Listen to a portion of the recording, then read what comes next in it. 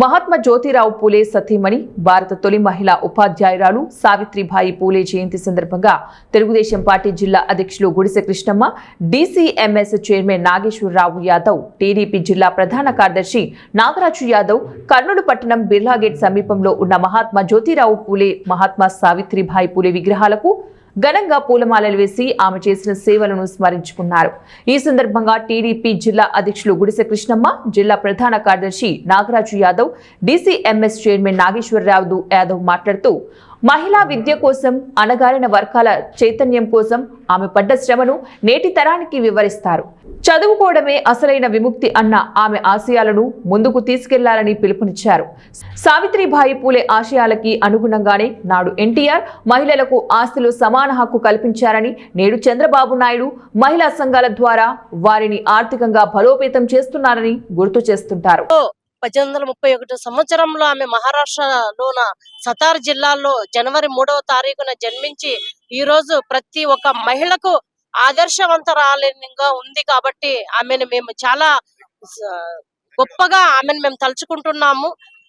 అప్పట్లోనే మహిళలకు చదువు అనేది లేదు, కానీ ఆయన భర్త ఆమెకు చదువు చెప్పించి ఆమె కూడా 10 మందికి యూజ్ అవ్వాలనే ఉద్దేశంతోన ఆమె దాదాపుగా ఎన్నో పోరాటం చేసి నిజంగా మహిళలకు చదువు చెప్పించాలి అంటే అప్పట్లో కేవలం పెద్దవాళ్ళకు మాత్రమే చదువు అనేది ఉంది. కానీ కింద బడుగు బలహీన వర్గాలకు కూడా చదువు చెప్పాలంటే ఆమె ఎన్నో దెబ్బలు తినింది, బురద జల్లుకునింది. ఒక చీర ఆమె ఒక సంచిలో పెట్టుకొని ఆమె స్కూల్కి వెళ్ళేటప్పుడు ఆమె పైన రాళ్లతోన బురదతోన ఆమెను వెంటాడినా కూడా మళ్ళీ స్కూల్కి వెళ్ళి ఆమె చీర మార్చుకొని మహిళలకు చదువు చెప్పడం అనేది ఆషామాషిగా కాదు. ఆ గొప్ప మహనీయురాయల వలనే ఈ రోజు మేమంతా మహిళలము ఈ స్థాయిలో ఉన్నామని చెప్పి చాలా గర్వంగా ఫీల్ అవుతున్నాం. కాబట్టి 100% ఆమె గొప్ప రచయిత్రి, గొప్ప సంఘ సంస్కర్త. ఈ రోజు మహిళలు దేశవ్యాప్తంగా అన్ని రంగాల్లో ముందు ఉన్నామంటే దానికి ప్రధాన కారణం ఆమె చూపిన చొరవే. కాబట్టి దాన్ని ప్రతి ఒక్క గవర్నమెంట్ మహిళలకు ఈ రోజు అన్ని రకాలుగా సదుపాయాలు కల్పిస్తుంది. ఈ రోజు పార్లమెంట్ లోన మహిళలకు 33% మహిళలకు అవకాశాలు రిజర్వేషన్ కల్పించింది. కానీ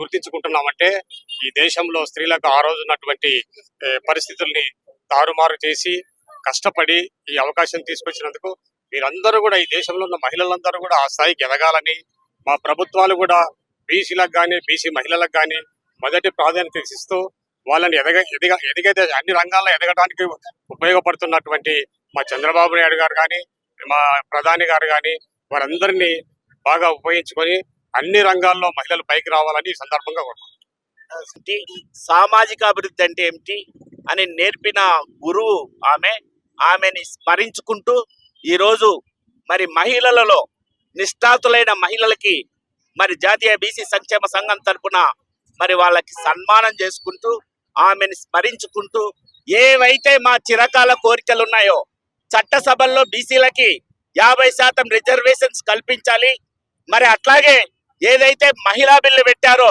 దాంట్లో బీసీ మహిళలకు సబ్ కోటా ఇవ్వాలి, మరి ఏదైతే కేంద్ర ప్రభుత్వ స్థాయిలో ఒక మంత్రిత్వ శాఖను ఏర్పాటు చేసి మరి మా జనాభా నిష్పత్తి ప్రకారం మరి ఆర్థికాభివృద్ధి కల్పించడానికి మరి బడ్జెట్ కేటాయించాలి, బీసీ ఉద్యోగులకు ప్రమోషన్స్ లో మరి ఎస్టీల మారిది రిజర్వేషన్స్ కల్పించాలి, మరి ఏదైతే ఈరోజు హాస్టల్స్ ఉన్నాయో మా జనాభా నిష్పత్తి ప్రకారం చదువుకోవడానికి ఇంకా మరిన్ని రెసిడెన్షియల్ హాస్టల్స్ పెంచడం.